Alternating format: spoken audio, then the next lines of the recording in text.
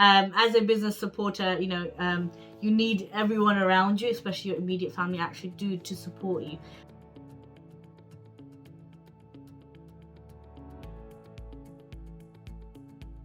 Hi everyone, welcome to my channel. Thank you so much for staying with me and viewing everything. So here it is. Have you checked the logo challenge that I gave you? I hope you did. I hope you really enjoyed it. Thank you so much for participating, and I will soon be making a video on exactly what it means, how I came up with the idea and why I came up with the idea, and looking forward to it. Great, cool. So today's episode, I want to talk to you about support. As a business supporter, you need everyone around you, especially your immediate family, actually to support you. What does that mean? So for example, I'm not a mompreneur. That's not what they say, mompreneur, because I don't have children yet, but I'm super blessed to have my husband really help us. How do we manage work and life and church and everything else that we're doing?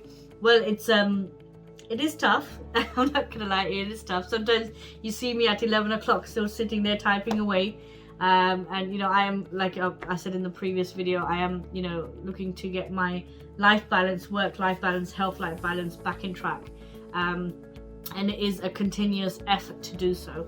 But usually what I do is I like to set my day up the night before, so make sure my to-do list is there so that I don't have to take that decision on the same morning. And then I like to go through my emails nice early, make sure I check everything before I log off for the night. Also, I would check my emails to see if there's anything that I have to respond to or something that I have to add to my to-do list.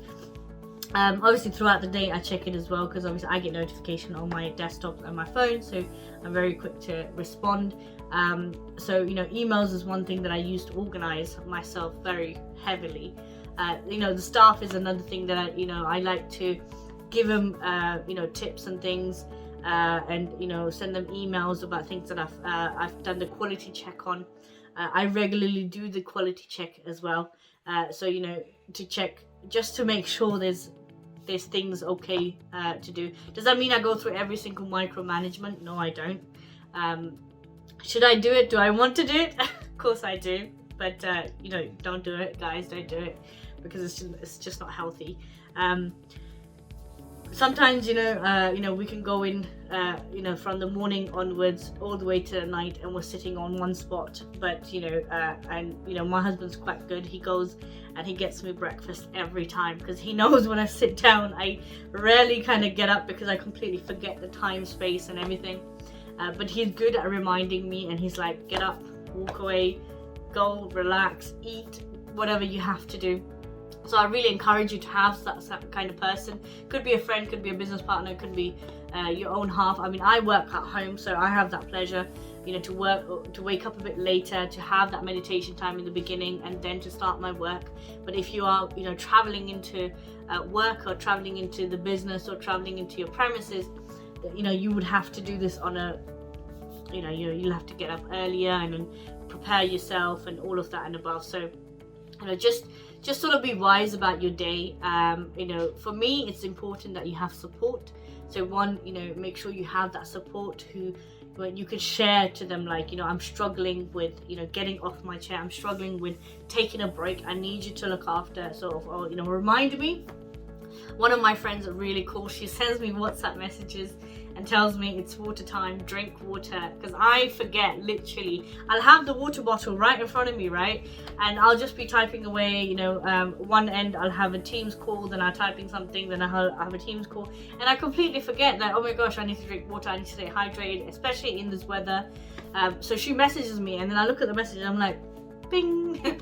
Stay hydrated, drink water. So having that kind of friends or family around you is so important. Also, I mean, I'm trying to do this is something that I'm trying to work out. I'm trying to get like a set time for lunch, a set time for cut off, so that I can go and have that bit of home life as well. And I mean, I've been a lot better at it. In the beginning 3 years, I was terrible. I had no boundary when it comes to, you know, switching off, and no boundaries when it comes to working, or even the other. It was complete extreme. But now I'm a bit better. Look, I get to have my 7-8 hours of sleep. You know, I get to switch off sometimes, you know, and most of my clients are so understanding. Actually all of my clients are really understanding. You know, they tell me, you know, I have a client who messaged me going, I'm sending you this, but I don't want you to work on it. I want you to relax. This can wait until another time. Chill. Because she knows I usually send something back at like 11 o'clock, and she's like, you should be out, you should be relaxing.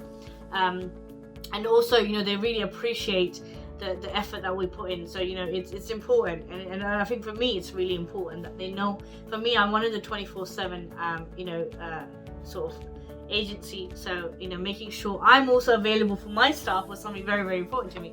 But I realize now that actually that's something I can't do, but I have put people in place that they can now speak to and rely on as well. So it's not always me. I mean, focusing a whole business on just yourself is great to start with, but as you're scaling, that's probably not something you want to do. For example, if you have an e-commerce business idea, or if you have a service-based business idea, you can take the workload of probably 5, 6, 7, 8, 10 people and do it yourself in the beginning. But as you're getting orders, or as you're getting more services, you're going to be tied up. And, you know, scalability is something that I'm going to talk on in the week coming up. That is really important, that you have like these measures in place that you could scale it in a way and it takes less pressure off you. Because what I was doing is, as soon as I had more clients, I would work a bit longer and a bit longer and a bit longer. And what that actually started doing at the end of it, I was just like, okay, you know, I wasn't even sleeping. And one of the good things that I've learned is prioritizing is key, guys. Prioritize everything. Look at, I mean, everybody prioritizes differently, so it's entirely up to you. But, you know, priority is so important. Make sure there's a priority for everything within business, within your life in general also. Okay, so make sure that is a priority. Make sure you know, you are giving it your best, and you know that you're giving your best, obviously. But also that you are important. And one thing that people have said to me countless amount of times, and I love hearing it, is, did you know that health is wealth? Unless you're healthy, unless you're looking after yourself, there's no way that, you know, you're going to be able to sustain this idea that you have and the vision that you have. And I mean, if you've got the vision, that means you should have grace to also succeed it. But just be wise and use wisdom. Thanks, guys.